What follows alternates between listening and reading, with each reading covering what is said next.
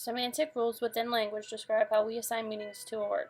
These meanings make communication possible as it allows for shared understanding of communication. For example, when someone says summer, we all agree it describes the beach, sun, and no school.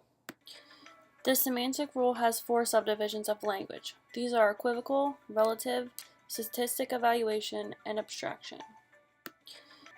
Misunderstandings arise when you and another follow different semantic rules.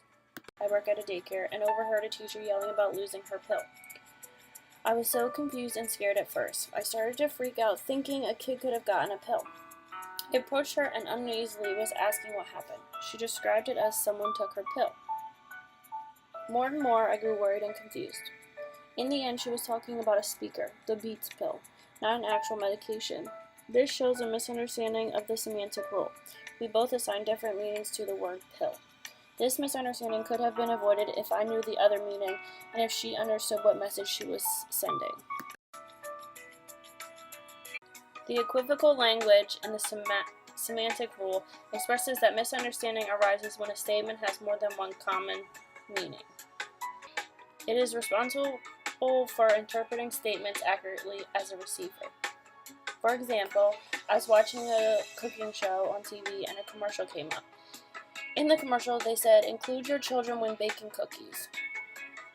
This misunderstanding arises when the statement does not necessarily mean include your children in the cookie, but to include your children when baking the cookies. The next part of the semantic rule is relative language.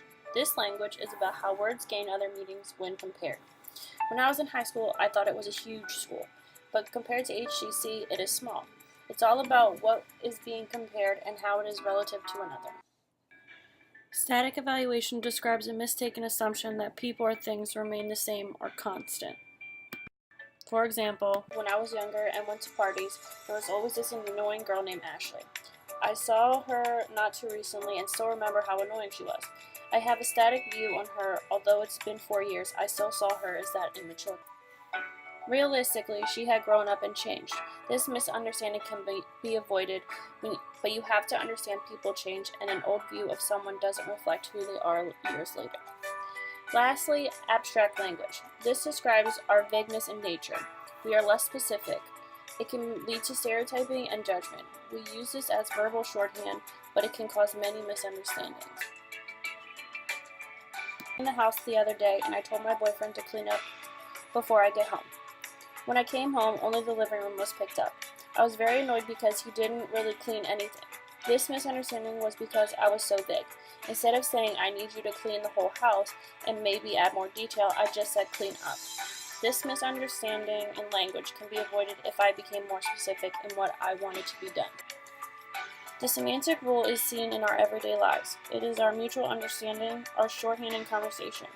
Misunderstandings are bound to happen, but understanding these rules and realizing what is happening and why is it interpreted wrong will help to clarify issues that might arise.